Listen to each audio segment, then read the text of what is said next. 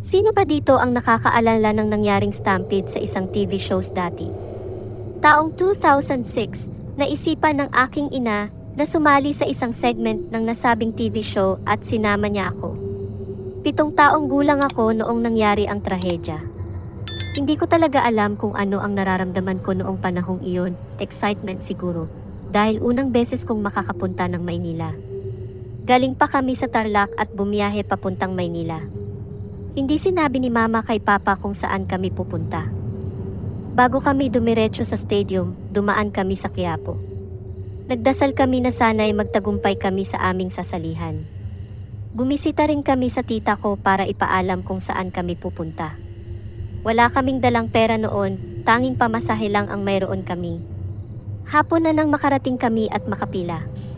Sa una, okay pa ang pakiramdam ko, hindi pa ganoon karami ang tao at maayos pa ang pila.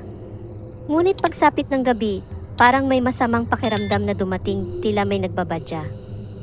Nakilala ni Mama ang ilang mababait na tao habang nakapila kami. Binigyan pa nila kami ng tubig at pagkain. Sa natatandaan ko, may mga linya para sa mga manlalaro at mga audience at may metal bar na naghihiwalay sa bawat lane. Dahil bata pa ako, malayang nakakalusot ako sa pagitan ng metal bar at nakakalabas ng pila kung gugustuhin ko. Samantala, si Mama ay nanatili sa linya kasama ang mga bago niyang kakilala. Hindi ko alam kung bakit, pero hindi ako makatulog ng maayos.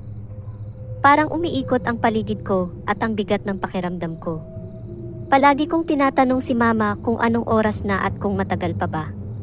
Pagsapit ng madaling araw, nagbago na ang daloy ng pila. Nagsimula ng magtulakan, magsiksikan, at magsigawan, biglang dumami ang mga tao sa paligid.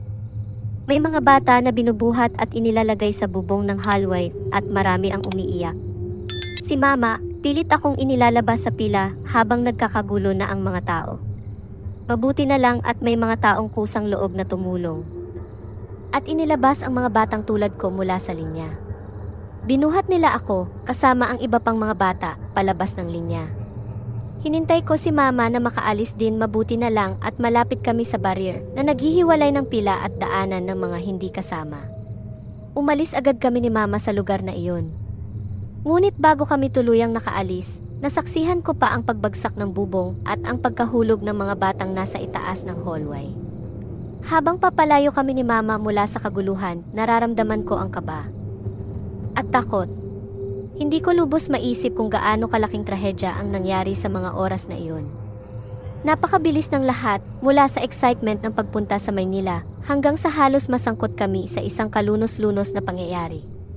Pagdating namin sa bahay, hindi na namin muling pinag-usapan ni Mama ang nangyari, pero alam kong pareho kaming nagpapasalamat na ligtas kami. Sa murang edad, natutunan ko na ang saya ay maaaring mabilis na mapalitan ng panganib. At ang pinakamahalaga ay ang makauwi ng buo at kasama ang mga mahal sa buhay. Simula noon, tuwing naalala ko ang nangyari, hindi ko maiwasang magdasal para sa mga pamilya at mga batang hindi pinalad na makaligtas.